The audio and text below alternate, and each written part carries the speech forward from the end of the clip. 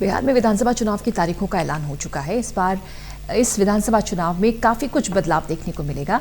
मतदाताओं के लिए काफी बदलाव किए गए हैं, वहीं राजनीतिक दलों के लिए भी काफी बदलाव हैं। कैसे होंगे इस बार के विधानसभा चुनाव, देखिए रिपोर्ट।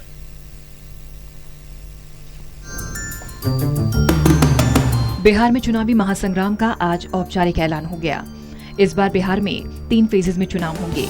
पहला चरण 28 अक्टूबर, जिसमें 71 सीटों के लिए मतदान होगा। दूसरा चरण 3 नवंबर, जिसमें 94 सीटों पर वोटिंग होगी। तीसरा और आखिरी चरण 7 नवंबर को होगा, जिसमें 78 सीटों पर वोटिंग होगी। कोरोना संकट को देखते हुए देश में ये पहले विधानसभा चुनाव होंगे जिस पर सभी की निगाहें हैं। पिछले विधानसभा चुनाव से अलग इस बार सिर्फ मतदान ही नहीं, बल्कि राजनीतिक दलों और गठबंधनों में भी काफी बदलाव देखने को मिलेगा। इस साल के विधानसभा चुनाव में बिहार में क्या नया है? कोरोना संकट में होने वाला देश का ये पहला विधानसभा चुनाव प्रचार प्रसार पूरी तरह से डिजिटल प्लेटफॉर्म पर निर्भर रहेगा। राजनीतिक दलों को सिर्फ छोटे कार्यक्रम करने की इजाजत है। इनमें 100 लोग तक शामिल हो सकते हैं। इसके अलावा जनसंपर्क में सोशल डिस्टेंसिंग और अन्य नियमों का पालन जरूरी है। बिहार में कुल 243 सीटों पर चुनाव होगा। बिहार में 2020 के चुनाव में 7 करोड़ से ज्यादा वोटर्स मतदान करेंगे। इस बार एक बूथ पर सिर्फ 1000 ही मतदाता होंगे। इस बार चुनाव में 6 लाख पीपीई किट राज्य चुनाव आयोग को दी जाएगी। 46 लाख मास्क का इस्तेमाल होगा। 7 लाख हैंड सैनिटाइजर्स का इस्तेमाल होगा। साथ ही 6 लाख फेस शील्ड को उपयोग में लाया जाएगा। 18 लाख से ज्यादा प्रवासी मजदूर हैं।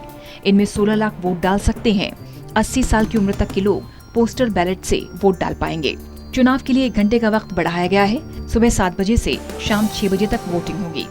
वोटिंग के आखिरी घंटे में कोरोना पीड़ित मतदान कर सकेंगे। महागठबंधन में इस बार राजद, कांग्रेस, लेफ्ट, आरएलएसपी समेत कुछ अन्य छोटी पार्टियां हैं। राजद ने तेजस्वी यादव को सीएम पद का उम्मीदवार बनाया है। 2015 का चुनाव जीतकर तेजस्वी राज्य के डिप्टी सीएम बने थे।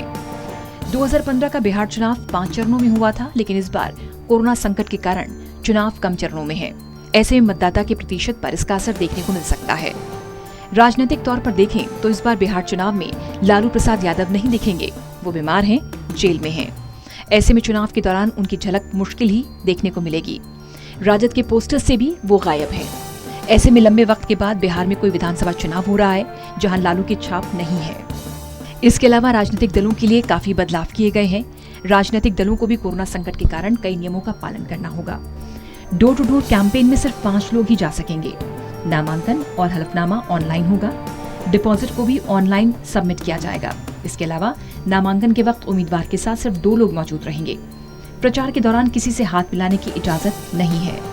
पिछले विधानसभा चुनाव में जदयू और राजद एक साथ चुनाव लड़े थे और महागठबंधन की सरकार बनी थी, लेकिन 2 साल बाद ही नीतीश ने लालू का साथ छोड़ा और बीजेपी का दामन थामा।